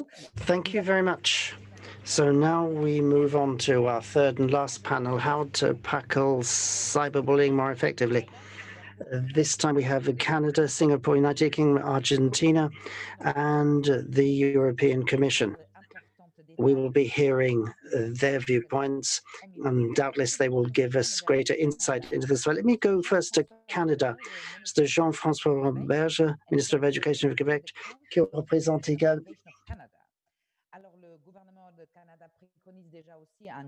So Canada is also going for a global approach. You have organized several initiatives. So could you please give us a few examples of programs to combat cyberbullying in Canada? And thank you very much for getting here a little bit so that we can perhaps be through by 3. Thank you very much. Thank you for giving me this very kind invitation. I'm very delighted to be in this forum. In particular, I'd like to thank the organizing countries. You quite rightly talked about the programs like NetBasel and others that we have set up. And at the very beginning, we heard from one of our young Canadians who gave an excellent explanation of the dangers that unfortunately exist with bullying and cyberbullying. And there are foundations doing excellent work in Quebec and Canada and elsewhere in this area. I would say that to effectively combat bullying and cyberbullying, above all, there are 4 things that are vital. I think we need a legal basis that is very clear and very robust. Obviously, you can run awareness-raising campaigns, advertising campaigns. It's important to mobilize people, but at the same time, you need a legal grounding for all this. So that they can process complaints properly and implement programs. In 2012, we introduced a law against bullying, intimidation, violence in school, and includes cyber intimidation also. But we also need to give our children digital education. And in this sense, I would say that we're not yet where we want to be. We tried to correct that with further legislation in 2019. And one of the things we set was targets in the digital filter. That's important, but you also need to train teachers and all school stakeholders. Obviously, we need to train existing teachers and trainee teachers along these lines. And we need to look beyond the school. When you talk about cyberbullying, this means that we're talking about things that happen not necessarily within school walls. So it's all of society that needs to be modeled. And we need to get parents involved. We need to inform, train, sensitize, and equip parents to play a role in the education of their children, because, as they say, cyberbullying doesn't happen within the classroom, but outside. So it's a vast project, and we have done a huge amount. We realize humbly there's still a long way to go. Thank you so much for this forum, which gives us an excellent opportunity to take forward this combat. Thank you. Thank you very much, Quebec. And I like the way you say sometimes bullying, sometimes intimidation. It's a very good way of expressing it. So now let's carry on around the world so that we can tackle cyberbullying. And we move on to Singapore. We have Anita Lowe. Community Services. This is an NGO based in Singapore, and they are implementing especially an initiative called Touch Cyber Wellness. So it's very particular about cyber bullying, who is definitely one of the greatest problem. Another program you do is Power of Zero. And please, Anita Lowe, you will explain us. Power of Zero is a global campaign that aims to promote digital civility and prevent cyberbullying, exactly what we are talking about. What it is, why it is so important to work, in your eyes, with very young children already about the cyberbullying. It's up to you.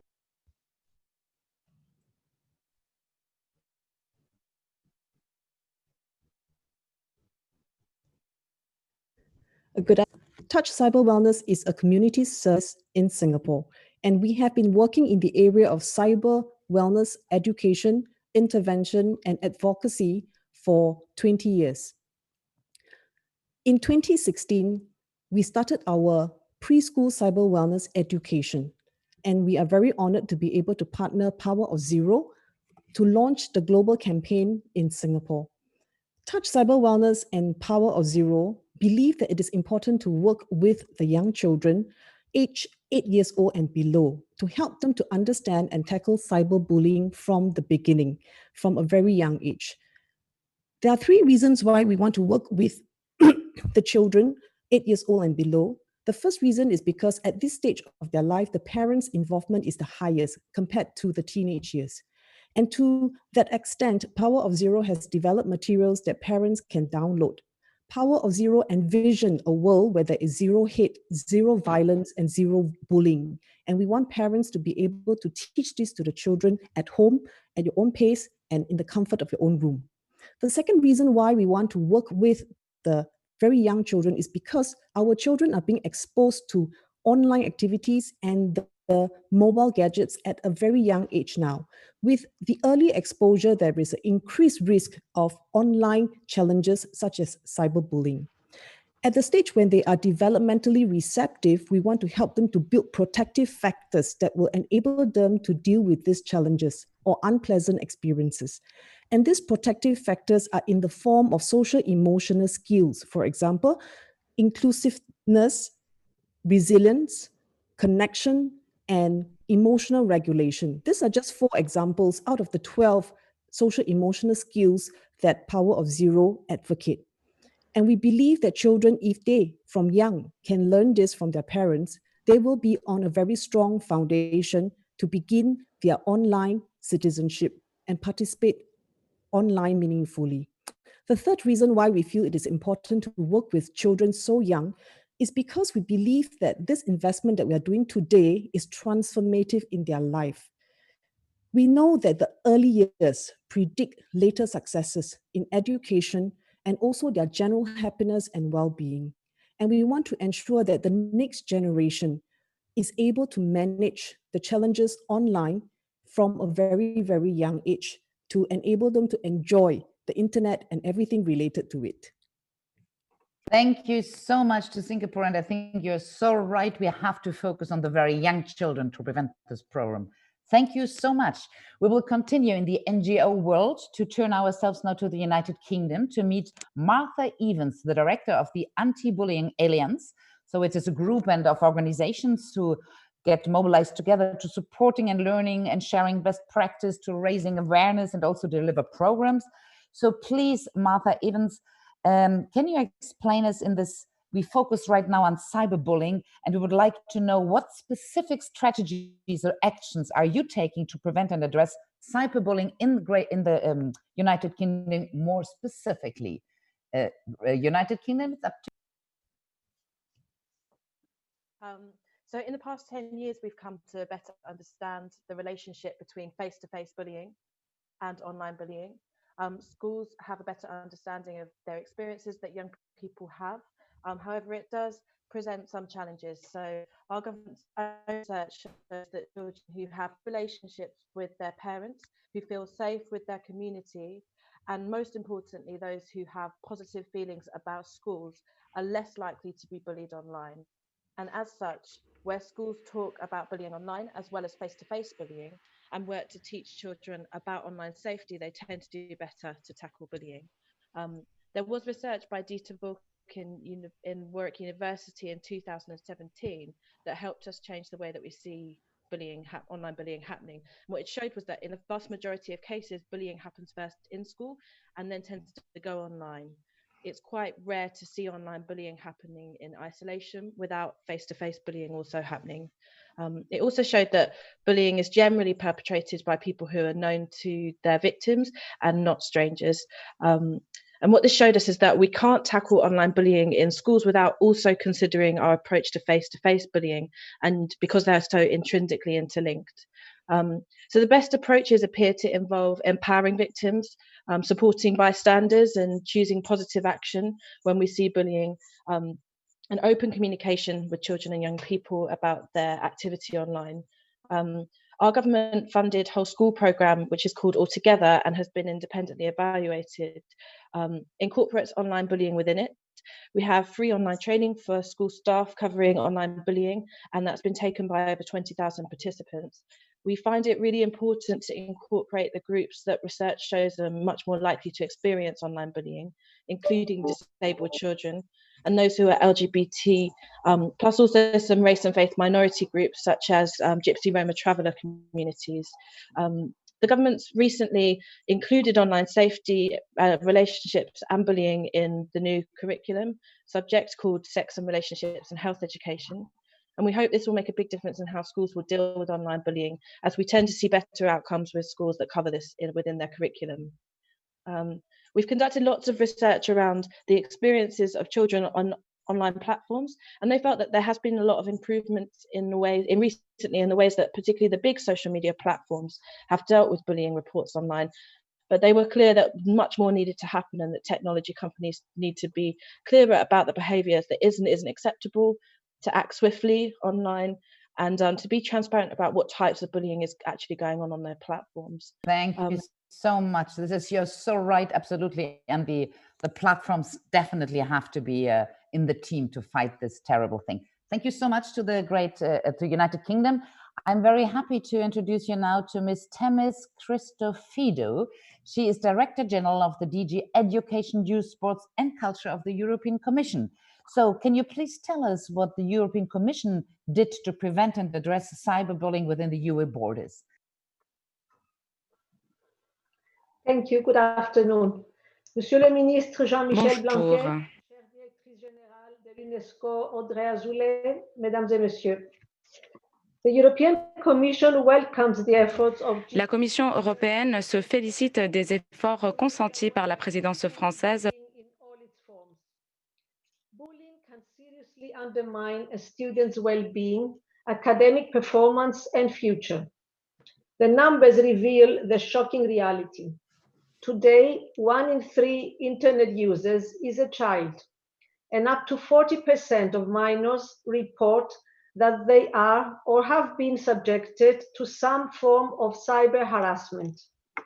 This is an issue that can and has to be addressed. Today's conference is a great opportunity to mobilize governments, education professionals, and stakeholders to fight all forms of bullying and violence in and around school. It is an opportunity to bring policy and practice together. Within the EU's work on education, we have addressed bullying mainly through promoting more inclusive education and through reducing early school leaving. The Commission's recent communication on achieving a European education area by 2025 put strong emphasis on the need to boost inclusiveness by supporting well-being at school, by addressing bullying, sexual harassment, and the problems of gender stereotypes. We will build on the work carried out so far, such as the European Toolkit for Schools. This offers concrete ideas and support to schools and their partners on how to respond quickly and appropriately to bullying and promote a more inclusive learning environment. The new Erasmus program will also maintain its strong support for projects that target schools, youth cooperation and exchanges, aimed at raising awareness about bullying and cyberbullying.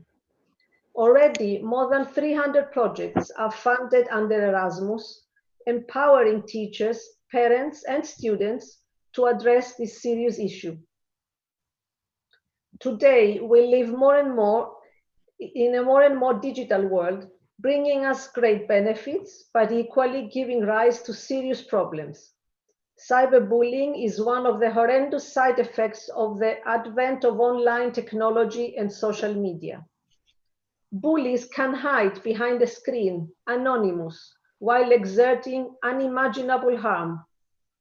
Online technology opens up a new, very public and very impactful channel available 24/7 to harass and to humiliate. It is crucial that we equip our students and citizens with the digital competences to be able to protect themselves and to protect others from possible dangers in digital environments. We need to make sure students are aware of behavioral norms and know-how while using digital technologies and while interacting in such environments. They need to be vigilant, learn how to prevent cyberbullying and how to face it if it ever happens to them. All these aspects are key elements of the recently adopted European Commission's Digital Education Action Plan. Our ambition is to create a high-performance digital ecosystem and instill the necessary digital competences at all stages of education and training for citizens of all ages. More widely, the EU is involved in activities aimed at making a digital future safer. I cannot but mention the important work of the European Union and its member states on Safe Internet for Children and the Better Internet for Kids portal, which shares practice on combating ills such as cyberbullying, sexting, and grooming. The challenge for policymakers is to ensure we remain acutely aware of the dramatic impact of cyberbullying and seek out every opportunity for using policy and practice in a joined-up way to tackle it. We appreciate the efforts made by France to draft the proposed Code of Conduct, which effectively joins up these fields for action. The European Commission will gladly share and raise awareness of the code in our working groups. We will encourage member states to follow it. We are keen to learn more about new approaches from practitioners and other stakeholders from various countries, so that we can fine-tune our approach to this terrible problem of contemporary society and so that we can tackle it jointly. Absolutely. So that we can link policy and practice. Thank you for your attention. Thank you very much. It is so good to hear that the Digital Education Action Plan will cover the period until 2027. Thank you so much. You just talked about sexing, sexual bullying and grooming, and this is exactly what Mr. Nicolas Alfredo Trotta will talk about, Minister of Education of Argentina. Please tell us, how do you address this very particular part of cyberbullying in your country, Argentina? Thank you so much also for the European Commission. Mr. Trotta, it's up to you. Can Argentina hear us? It is so exciting to make a world-covering conference from Singapore to Argentina to Japan. Hello, Argentina.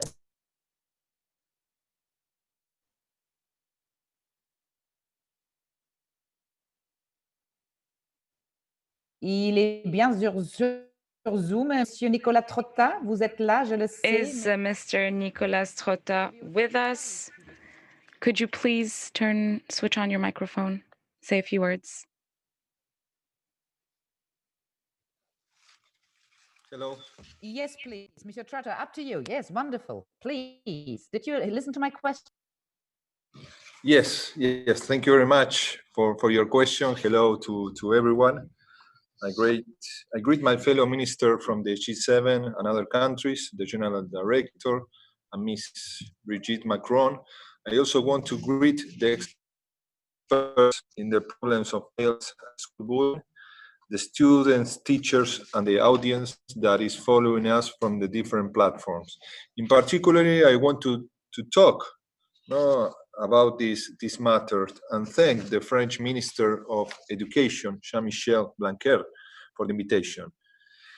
Today, November 5th, 2020, we commemorate the first International Day Against Violence and Bullying at School, including cyberbullying. It's a day that commits and challenges us, but in particular that put us on alerts about the ways in which this issue should be addressed every day of the year.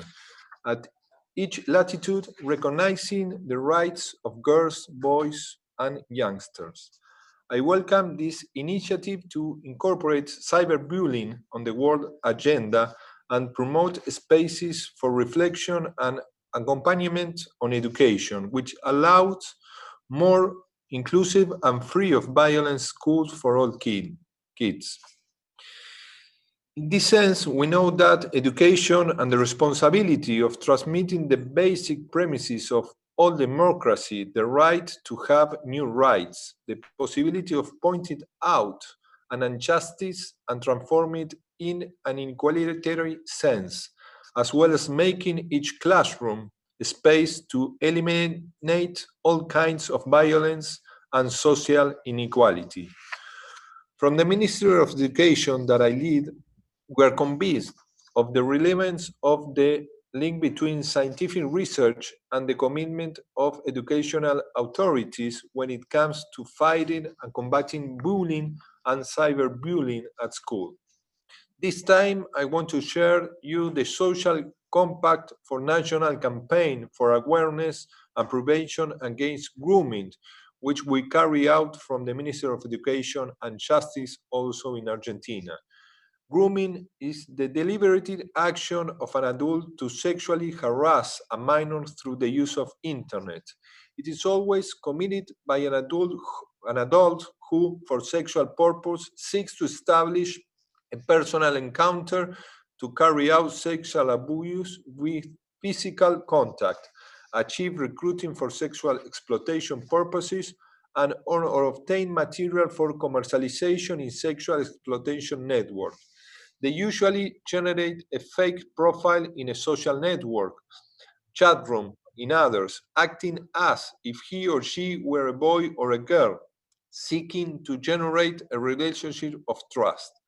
Grooming was incorporated as a crime in the Argentine Criminal Code in 2013. This law established penalties ranging from 6 months to 4 years in prison for the crime of grooming. As of this incorporation, those who, by means of electronic communication, telecommunication, or any other data transmission technology, will contact a minor with the purpose of committing any crime against the sexual integrity of the same, can be charged, judged, and punished for the crime of grooming. Since then, work has been carried out at the national and provincial level on the subject because the impact of grooming on our childhood is enormous, taking into account that we are talking about girls, boys, and youngsters. We must never forget that they are subjects of law who are often in vulnerable situations, which implies actively interviewing for the protection of committed as all the guarantees their rights and comprehensive matters. Therefore, this agreement in particular includes government, agency, legislatures, the private sector, media, NGOs, involved all in this issue. This agreement has many objectives: strengthen the communication of the campaign through actions, tools, training, publication, and innovation spaces for co-creation, promote an effective coordination between companies, government, and civil society to jointly address the prevention, detection, and reporting of grooming on children and youngsters, provide a critical and sensitive reflection that influences the public agenda and helps the different actors identify the role for the public good, promote actions aimed to generating instance of awareness towards society. I want to deepen some ideas. We are living in an exceptional, unprecedented, and transitory moment, which will undoubtedly leave marks on society and, of course, on the ways of doing schools, with unknown dimensions at this moment, which transcends borders and challenges us as a humanity. It's a moment that sustains and deepens the existence educationally inequalities, which forces us to recognize the limits of any strategy of pedagogical continue that, of course, does not replace the face-to-face school, but pursues its objectives. In this sense, it is essential to sustain the link between schools and family and the role of government as guardian of the right to education for all boys and girls. This context forces us to be even more conscious of the new forms that bullying between peers is present and develops, observing the new language of young people and proposing new forms of comprehensive approach in this regard. In this sense, the school is a fundamental agent in the process of socialization and development of children and adolescents, teaching them to respect and value differences, as well as to resolve conflicts in a non-violent way. For this reason, as Minister of Education, we design and strengthen political education and pedagogical proposals that work in this direction. To conclude, from the Argentine Republic, we strongly support this initiative that, around the fight against school bullying, have demonstrated effectiveness in the public policy level and the promotion of good educational practices. And I congratulate the realization of this conference to advance in the coordination of actions and in the assembly of common purposes that allow us to have a horizon free of this discrimination in our schools. Thank you very much, and take care, all of you, in this difficult moment that our world is trusting. Thank you so much for this passionate intervention from Argentina, Mr. Trotter. Without further ado, nous allons tout de suite pour la dernière partie de notre conférence. We are now moving on to the last part of our conference. We will have Mr. Jean-Michel Blanquer and Madame Stefania Giannini, because they will be launching a call, and you have the floor, Mr. Minister. Thank you very much. You will have to switch on your camera, Mr. Blanquer. I think that the host must do it.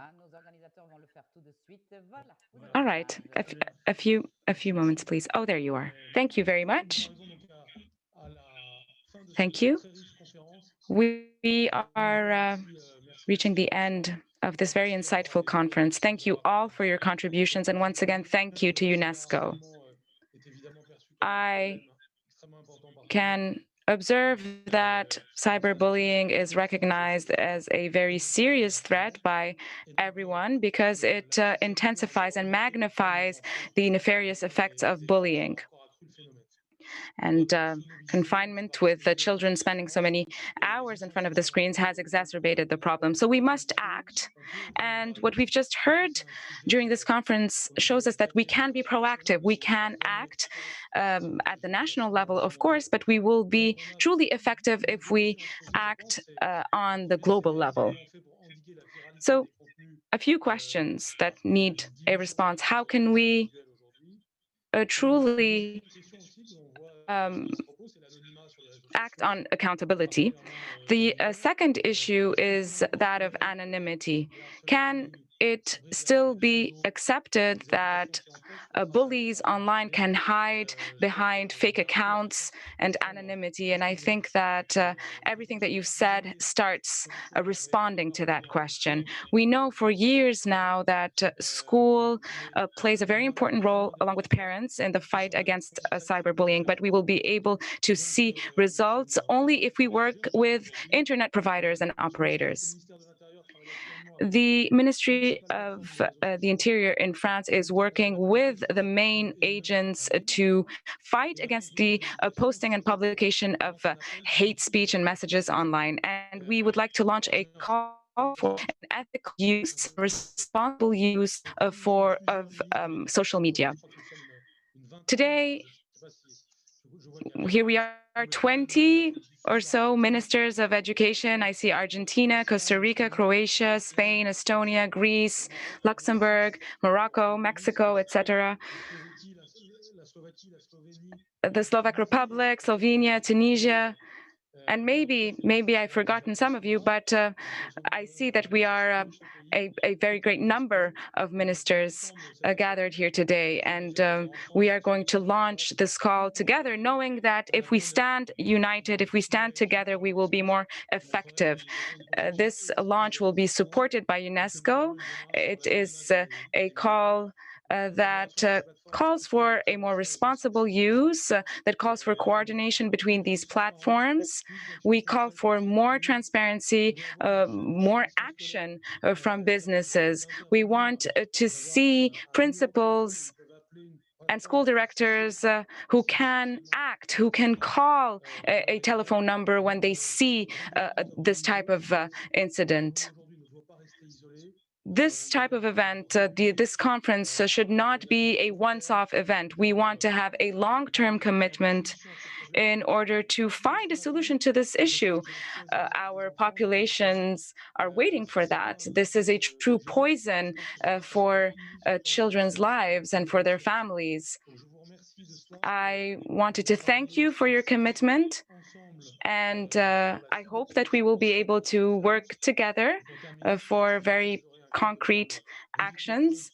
And to finish off this first day, we will listen to Ms. Brigitte Macron, as well as other celebrities who have pre-recorded a video for us. And I'm sure that others will also join this fight so that we can finally and effectively tackle this issue. Thank you very much.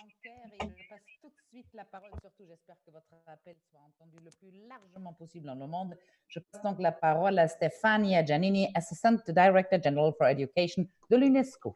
C'est à vous, madame. Merci beaucoup, Annette. Merci beaucoup au ministre Blanquer pour la présentation de cette. Thank you very much. Thank you for the presentation, Minister Blanquer. Thank you for the presentation of this very important initiative. We are delighted that France has decided to take advantage of this International Day and of this conference to send out an appeal for an appropriate code for the internet to combat bullying, cyberbullying, and grooming of children. UNESCO supports this initiative. We know that cyberbullying is a major problem that affects all countries. I can assure you that UNESCO will support all member states in their efforts to combat bullying in all its forms. And in the closing of this day, of this very important day, I would like to express a very warm thanks to the French Ministry of National Education, to the minister himself, and to all of the ministers and panelists who joined us today. And you yourself, Annette, thank you for your excellent moderation of the conference. Thank you very much for those closing words. Yes, you're all right. Brigitte Macron is going to close off this wonderful day, this wonderful international conference. Thank you very much for all of you participating. It's a wonderful example of multilateralism, bringing together representatives of as many countries as possible.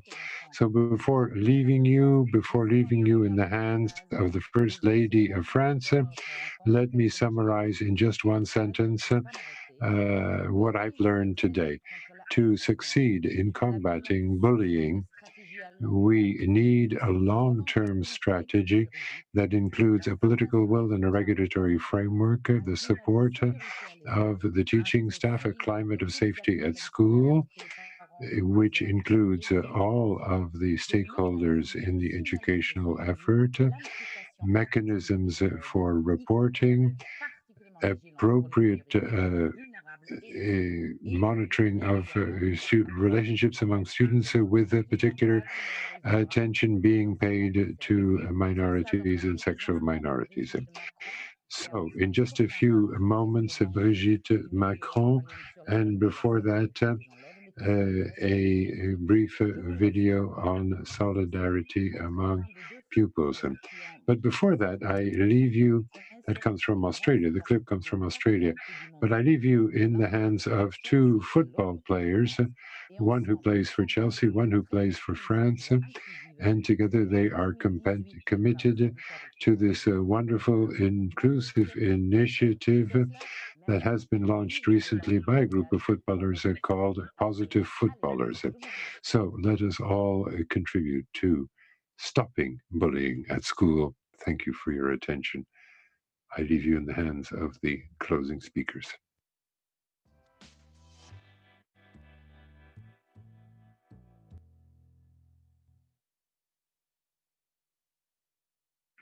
Quand on n'est pas la cible, on est la... When you are not the target, you are the solution. You can just pay a little bit of attention, make a friendly gesture or a friendly look, and I think it's important that we must realize that we can all help one another. It's not necessarily by playing the hero. It can be quite simple. You show a mark of attention and you support the potential victim. I wanted to get into this campaign against harassment with Amel Marie, Eugénie Lassoler, and Conté, simply because if we're a group, we're stronger. We find this concept of solidarity in sport, but it's important to be aware of that in everyday life as well. I wanted to take part in the campaign because bullying at school is something I've seen, something I've experienced, and I can tell you that it can really hurt. It can destroy childhood. And I wanted to participate, to raise awareness among young people. Helping a person in difficulty can change their entire childhood and their life. Teachers educate our children, and they spend a lot of time at school. So it's important that there be that respect, that there be a relationship of trust between parents and teachers, between students and teachers. I take time to communicate with my children, to talk to them, to sound them out, to find out how they feel at school. We've all had to deal with remarks or barbs at school that can be hurtful. And sometimes the perpetrators don't realize how hurtful that can be. And I think that harassers are unconscious, they're weak, they're cowardly, and it's important to welcome them and to put each member of a team at ease. Don't leave anyone behind. It's important that everyone be able to express themselves. And I think that sport is a way of socializing, of reaching out to others, of not remaining alone or threatened. New generations are more and more interconnected on social networks and the internet. It's the 2.0 generation. So we have to be particularly careful about the contents that they can gain access to. And I've always promised to be very careful about that. And I believe that communication is also important in order to give your child the confidence the child needs. A child who is self-confident is a child who will be able to defend himself if he feels threatened. School bullying, when you're not the target, you're the solution.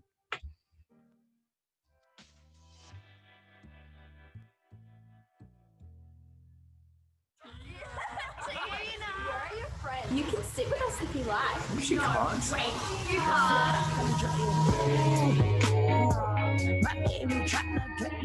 Tina, listen to us.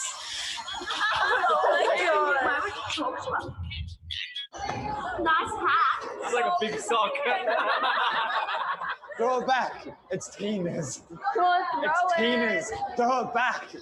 Come on, Belle. Just throw Throw it. that. Throw it back. Throw it. It's Tina's. Belle, throw it back. Belle. Hey, Tina, do you want to sit with me?